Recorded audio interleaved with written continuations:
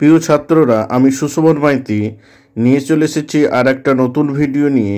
আজ আমরা আগত হায়ার সেকেন্ডারি এক্সামিনেশান 2025 বর্ষের বায়োলজিক্যাল সায়েন্সের ইউনিট 4 এবং ইউনিট 5-এর 3 নম্বর এবং 5 নম্বর কোশ্চেনের সাজেশান নিয়ে। ঠিক আছে, এই তোমরা জানো যে ইউনিট 4-এর কেবলমাত্র 3 নম্বর কোশ্চেনই আসবে। ইউনিট 4-এ কোনো 5 নম্বর কোশ্চেন আসবে না। ইউনিট 4 অর্থাৎ বায়োটেকনোলজি অ্যান্ড ইটস অ্যাপ্লিকেশান, এই চ্যাপ্টারের যে সমস্ত 3 নম্বরের কোশ্চেনগুলো তোমরা দেখে যাবে সেগুলো কি কি রয়েছে না, প্রথমেই যেটা রয়েছে রেস্ট্রিকশন এন্ডোনিউক্লিয়েজের কার্যপদ্ধতি বর্ণনা করো। 2 নম্বর কোশ্চেনটা দেখো, ক্লোনিং ভেক্টর কি, ক্লোনিং ভেক্টরের কি কি বৈশিষ্ট্য থাকা দরকার। 3 নম্বর রয়েছে কৃষিক্ষেত্রে এবং স্বাস্থ্যক্ষেত্রে জৈব প্রযুক্তির প্রয়োগ আলোচনা করো। 4 নম্বরে রয়েছে পিসিআর কি, পিসিআরের সুবিধা ও অসুবিধা লেখো। 5 নম্বরে রয়েছে সিডিএনএ কি, জৈব প্রযুক্তিবিদ্যায় সিডিএনএর তাৎপর্য লেখো।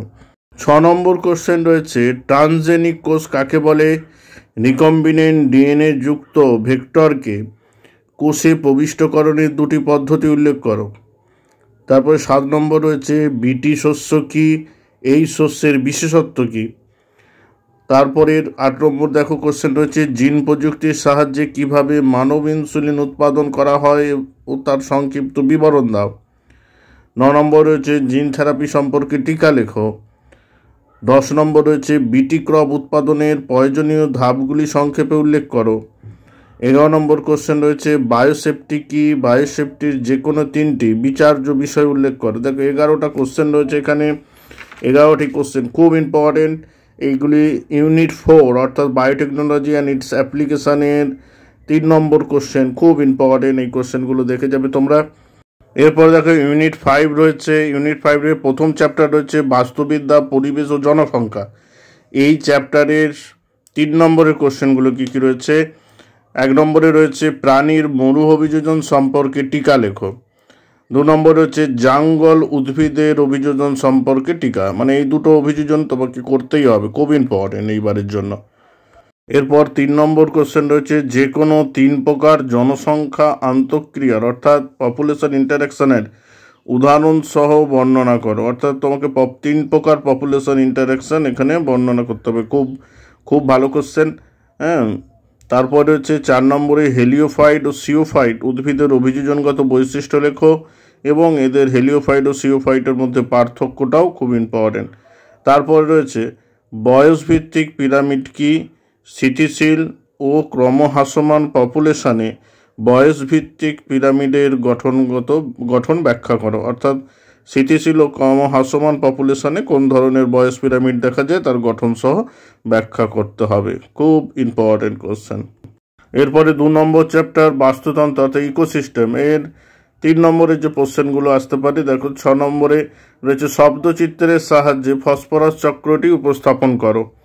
7 নম্বর বাস্তুতান্ত্রিক উৎপাদনশীলতা ও বিয়োজন বলতে কী বোঝো।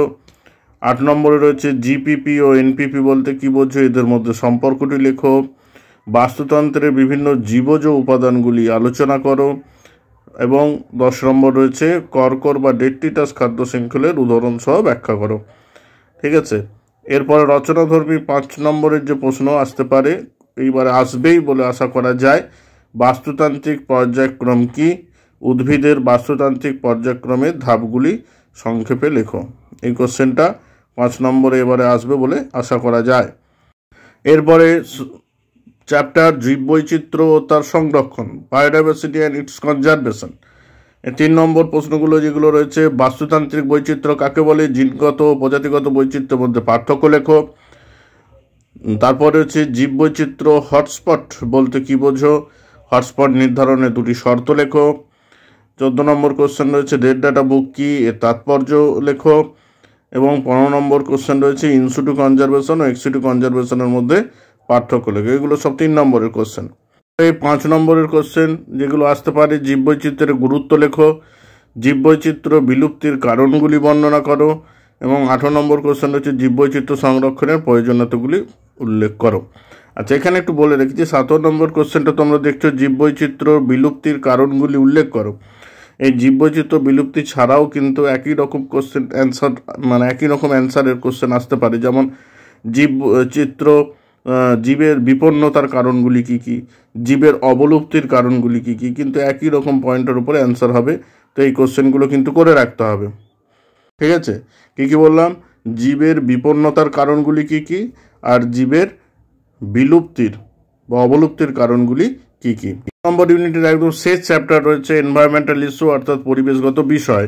এই চ্যাপ্টারে 3 নম্বর ও 5 নম্বরের যে কোশ্চেনগুলো আসতে পারে সেগুলো হচ্ছে, প্রথম কোশ্চেন রয়েছে বায়ু দূষণের উৎস বা কারণগুলি উল্লেখ করো এবং মানবদেহে এর ক্ষতিকারক প্রভাবগুলি আলোচনা করো। ঠিক আছে, গ্রিন হাউস এফেক্ট কি, গ্রিন হাউস এফেক্টের কারণ ও প্রভাবগুলি আলোচনা করো, গ্লোবাল ওয়ার্মিংয়ের কারণ, এর প্রভাব। পরবর্তী কোশ্চেন রয়েছে ওজোন গহ্বর কি, ওজোন গহ্বর সৃষ্টির কারণ লেখো। এবং একদম শেষ যে কোশ্চেনটি রয়েছে তেজস্ক্রিয় দূষণের উৎস বা কারণ এবং প্রভাবগুলি আলোচনা করো। তোমরা সাথে তেজস্ক্রিয় দূষণ নিয়ন্ত্রণের উপায়গুলিও সঙ্গে করে নেবে। তো এই কোশ্চেনগুলি মোটামুটি করে গেলে 5 নম্বর ইউনিট এবং 4 নম্বর ইউনিট থেকে আশা করা যায় যে সমস্ত ধরনের 3 নম্বর এবং 5 নম্বরের কোশ্চেন তুমি করতে পারবে এবং ভালোভাবে কোশ্চেনগুলো রেডি করে নিয়ে যাবে। ঠিক আছে, তো এই ভিডিওটি ভালো লাগলে অবশ্যই তোমরা লাইক, শেয়ার এবং কমেন্ট করবে এবং নতুন নতুন ভিডিও পেতে চ্যানেলটি সাবস্ক্রাইব ও বেল আইকনটি ক্লিক করে রেখো।